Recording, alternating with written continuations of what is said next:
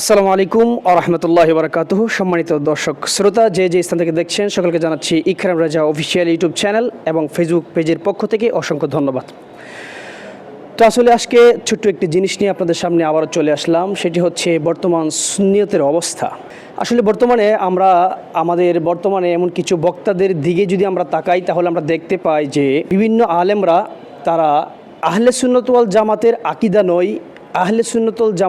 আকীদা নয়, এমন এমন জিনিস তারা ওয়াজের ময়দানে এবং মারেফতের নামে এবং তরিকতের নামে চালিয়ে দিচ্ছে, যে জিনিসগুলা আদৌ আহলে সুন্নাত ওয়াল জামাতের সাথে যায় না এবং আহলে সুন্নাত ওয়াল জামাতের ভাবমূর্তি নষ্ট করছে এবং আহলে সুন্নাত ওয়াল জামাতের মানুষের সামনে আহলে সুন্নাত ওয়াল জামাতকে হাসি ঠাট্টার জিনিস বানাচ্ছে।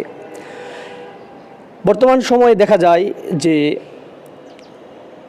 দাখিল পাস তো দূরের কথা, আলিম ফাজিল কামিল পাস তো দূরের কথা, কোনো রকম মাদ্রাসার বারান্দার কাছেও যায় নাই, সেও আজকে পাগড়ি লাগিয়ে জুব্বা পরে টুপি, বড় বড় টুপি দিয়ে মাথার মধ্যে আহলে সুন্নতের নামে বিভিন্ন ধরনের উদ্ভট কথাবার্তা এবং বিভিন্ন ধরনের মিথ্যাচার করে যাচ্ছে, যেগুলো আহলে সুন্নত ওয়াল জামাতের আকীদার মধ্যেই থাকে না, আকীদার মধ্যেই পড়ে না।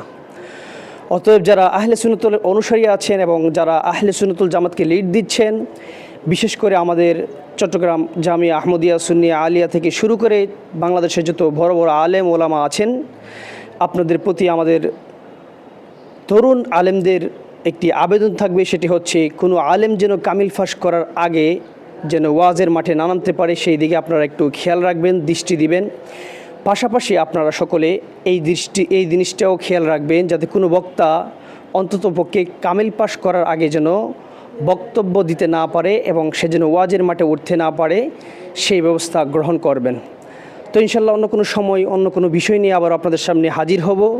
এই পর্যন্ত ভালো থাকবেন, সুস্থ থাকবেন। আসসালামু আলাইকুম ওয়া রাহমাতুল্লাহি ওয়া বারাকাতুহু।